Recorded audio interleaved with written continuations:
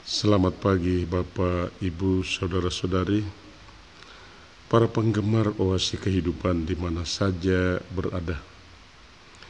Kita berjumpa lagi di hari Minggu Paskah ke-7, Hari Komunikasi Sedunia yang memilih tema mendengarkan dengan telinga hati. Bapak, Ibu, Saudara-saudari, tidak gampang kita dapat mendengar dengan telinga hati jika kita begitu sibuk dengan segala urusan dunia yang diwarnai oleh begitu banyak kekerasan, kebencian, dan balas dendam. Apakah kita sedang membenci seseorang, kita perlu mengambil sikap tenang pada kesempatan ini, mencoba mengampuni mereka agar kita lebih tenang, hati kita lebih tenang, sehingga kita mampu mendengarkan firman Tuhan dengan telinga hati di Hari Komunikasi Sedunia.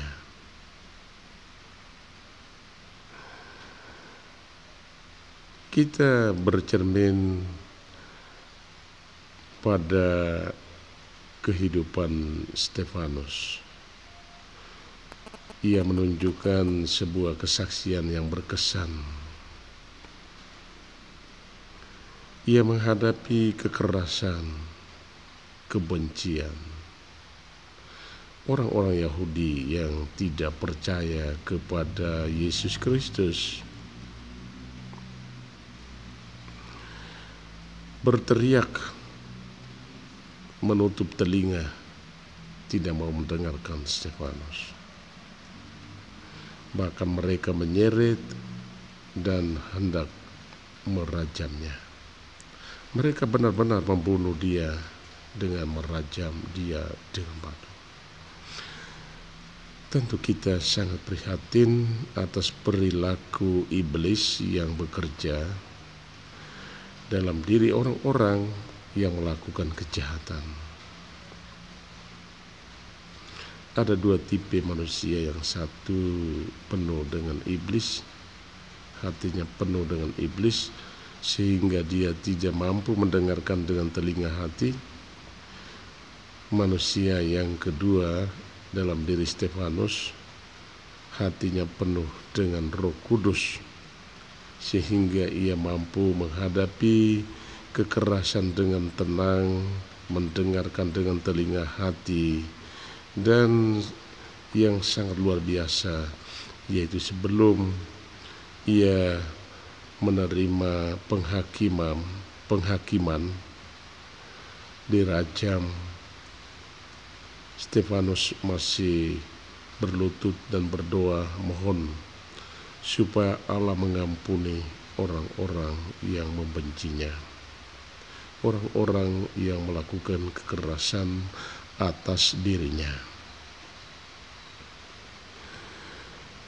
Bapak, Ibu, Saudara-saudari yang terkasih, kita secara lahiriah seperti juga Stefanus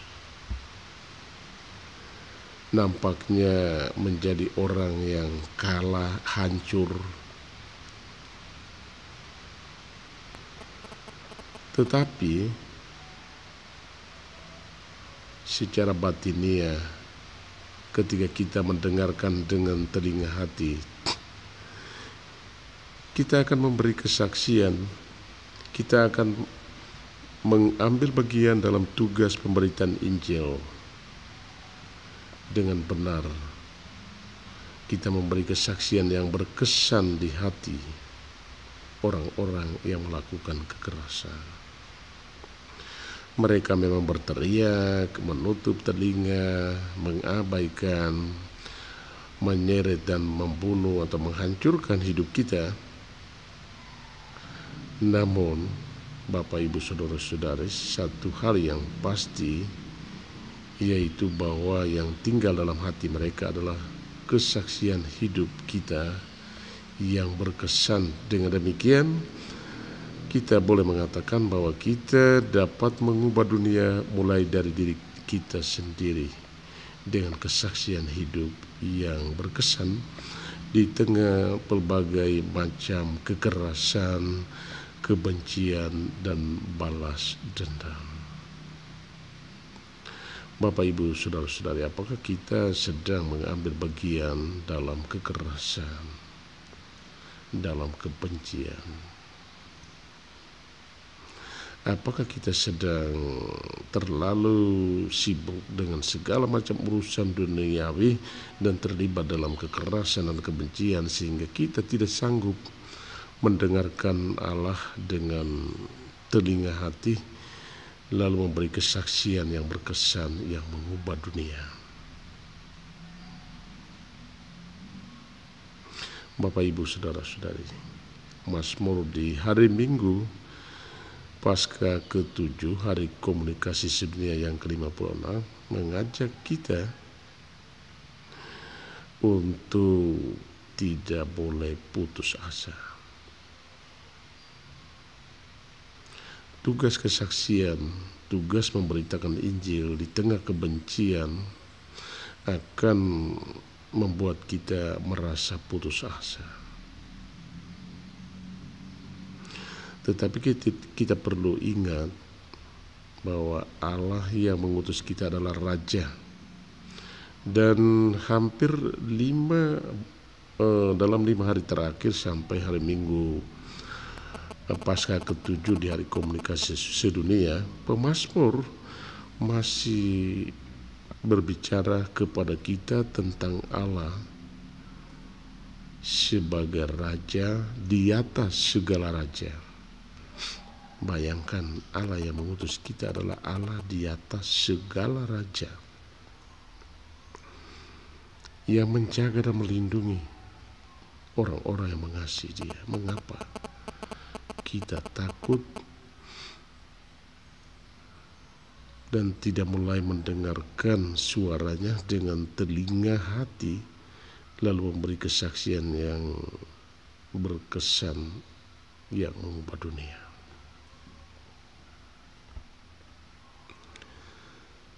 Tentu kita juga menghadapi banyak kesulitan yang membuat kita putus asa. Namun sharing pengalaman iman Yohanes dalam Wahyu, bacaan kedua di hari Minggu Pasca ke-7, hari komunikasi sedunia, mengingatkan kita bahwa di tengah banyak kesulitan kita mesti percaya bahwa Allah Raja kita akan selalu menolong kita. Dalam pengalaman iman Stefanus,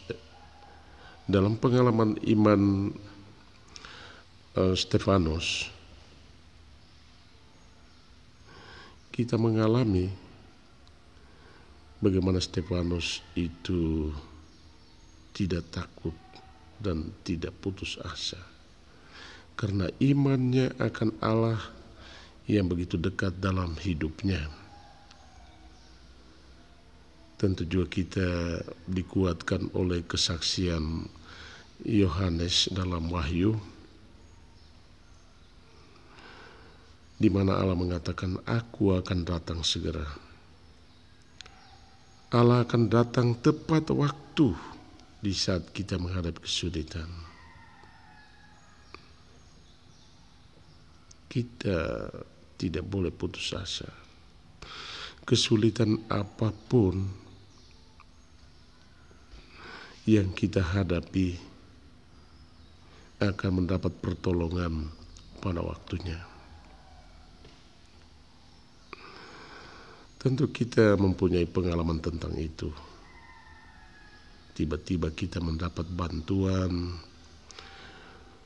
tepat waktu.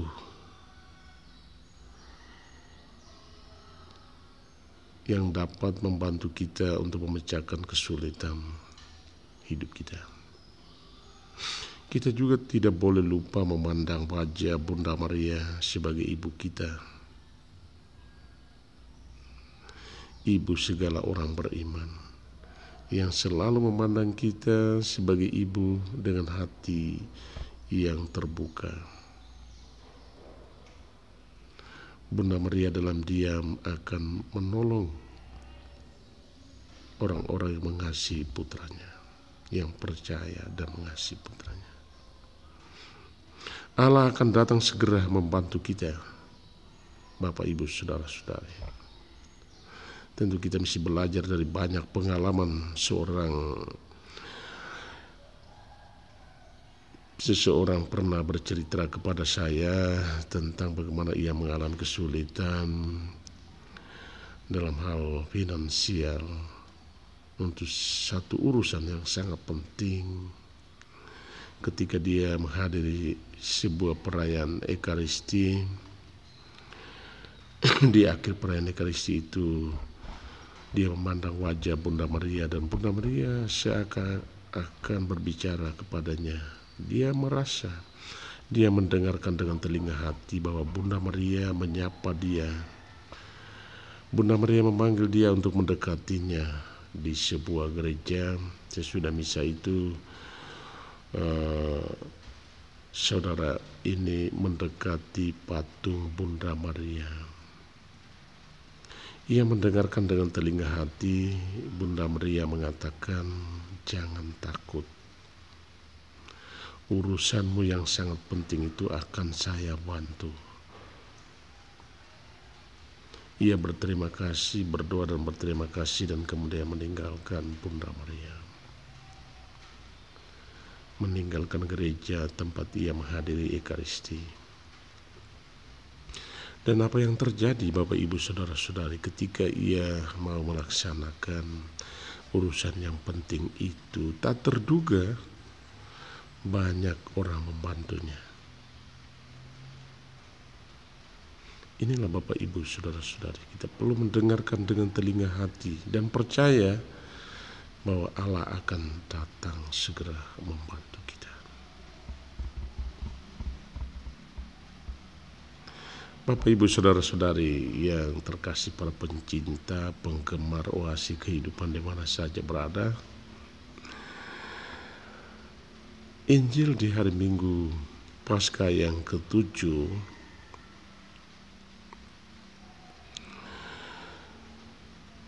mengajak kita untuk mendengarkan Yesus yang berdoa untuk kita. Yesus berdoa untuk orang-orang yang menjalankan misi belas kasih, yang melaksanakan pemberitaan Injil di tengah kekerasan dan kebencian. Ia berdoa agar di tengah kekerasan dan kebencian kita mesti selalu mengusahakan kebersamaan.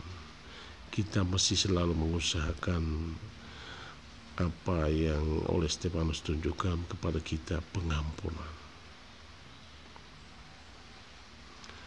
Banyak orang yang lemah, banyak orang yang kurang berpendidikan, tentu membutuhkan pengertian yang mendalam dari kita, membutuhkan kesabaran yang luar biasa untuk memahami kesulitan mereka.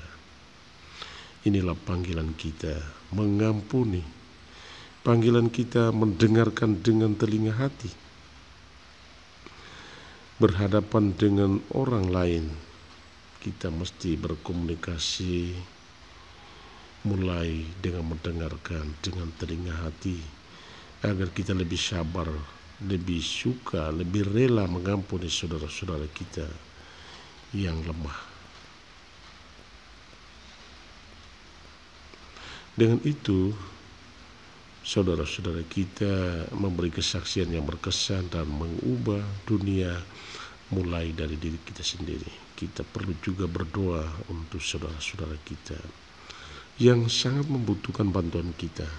Saudara-saudara kita yang mengalami perpecahan karena konflik yang luar biasa dalam kehidupan keluarga mereka, karena masalah-masalah yang tidak dapat terselesaikan, karena mereka kurang mendengarkan dengan telinga hati.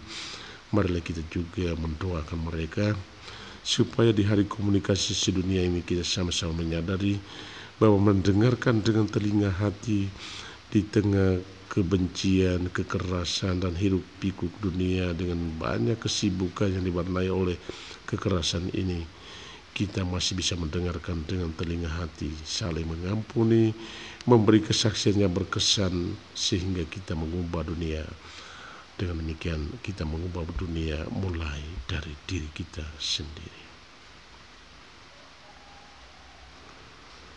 Bapak, Ibu, Saudara-saudari, selamat pagi. Selamat merayakan Hari Komunikasi Sedunia. Semoga kita semakin peduli dan mendengarkan Tuhan dengan telinga hati, mendengarkan saudara-saudara kita dalam pelbagai peristiwa kehidupan dengan telinga hati. Salam satu hati dalam oasi kehidupan. Jangan lupa like, komen, dan subscribe. Selamat pagi.